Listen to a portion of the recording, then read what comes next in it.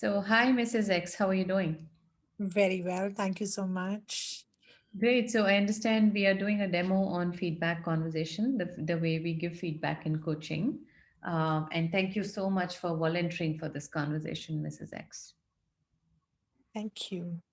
Great. So, what is that you would like to get feedback on?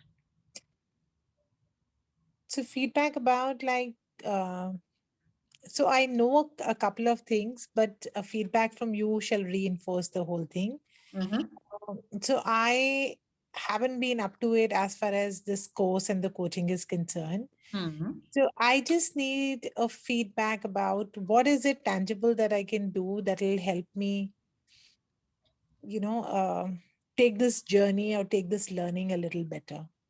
Okay. Okay. Awesome. So, what you started this conversation was that you know something and you would like to know something from me, correct? G. So, would you like to share with me what all do you know? So I haven't been following the deadlines. Okay. We talk about, the trust factor and the integrity in coaching, Hmm. and I haven't been doing all of that. Okay. When we talk about that active listening Hmm. and that genuineness, Hmm. so I haven't been able to implement either of those in my personal, I mean, when I say the domestic front, though Hmm. I'd been doing it quite often with the others outside. Okay. Okay. But again, so there is a lot of discrepancy. So these are the two aspects of my personality, apparently. Because what I'm preaching, I am honestly not following it to the T in my personal life. Hmm. Okay. Those issues still remain. So the feedback that you want me to give is on what front? Is it a person? So what exactly? So what I'm hearing is that you know that you have not done few things in the course, and then you're not able to apply that into domestic front. Right. And you feel that you're doing it fairly okay in the professional front. G. What feedback from me can make a difference to you?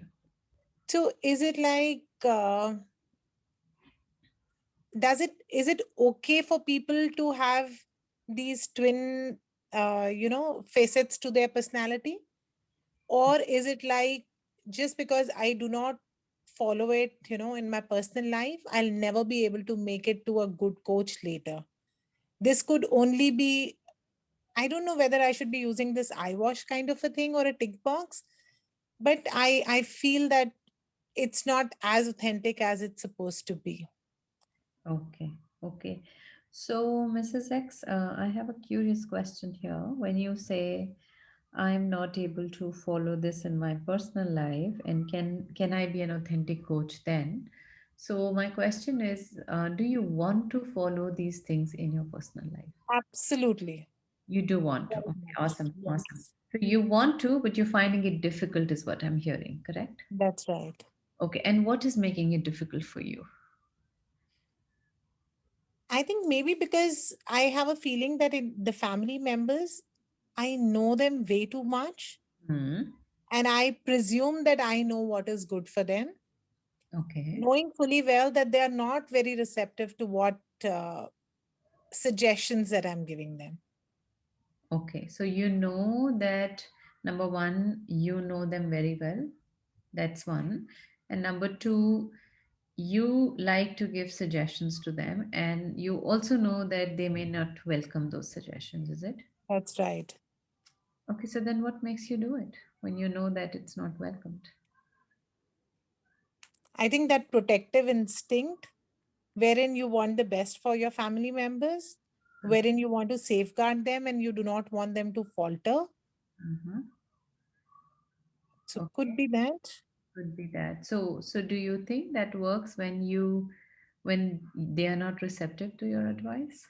No, it's clearly not working out. Really not working. Okay, so would you like to continue doing that? No, I don't want to. You don't want to. So what is that which can help you discontinue this practice?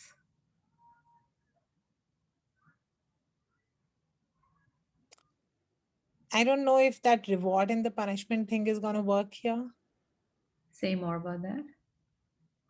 So, in case I give them suggestions when not required, so should I immediately own up and say, "Oh, sorry, it wasn't meant to be that way," or something? Will that kind of a thing approach help? What do you think? So now there are two ways. Like, if I feel, y- I mean, if I own up this, so Mm-hmm. apparently I do not want to be perceived as somebody who's not clear about what she's doing. Uh-huh. Okay. So you're worried about your perception.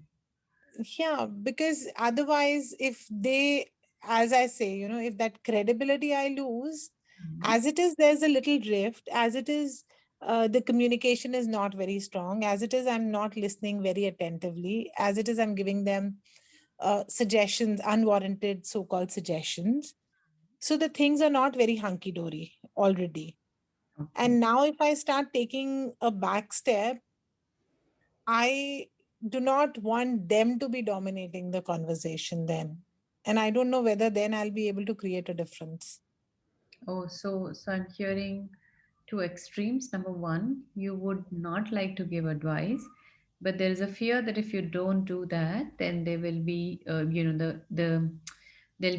there's a possibility of they dominating your context. Is it? Yes. Okay. Is there a middle way there, Mrs. X? Is there something in between? So, something like the approach that you are employing at this point in time, Mhm. I also can ask them something, in the middle, what can work for them and what doesn't even, I mean, hamper me or hurt me or keeps my credibility intact. Okay. And what is that you're willing to try just as an experiment? And you can come back to your own current practices if it that doesn't work. So what are you willing to try? So maybe something which does not have dire consequences, Okay. something wherein their choices, I mean, I can actually let them make their own choices Mhm. and I can trust them with that. Okay. That's, I think I should give it a try. You willing to do that? Yes. Okay. Awesome. And how is that connected to what we started talking about, authenticity?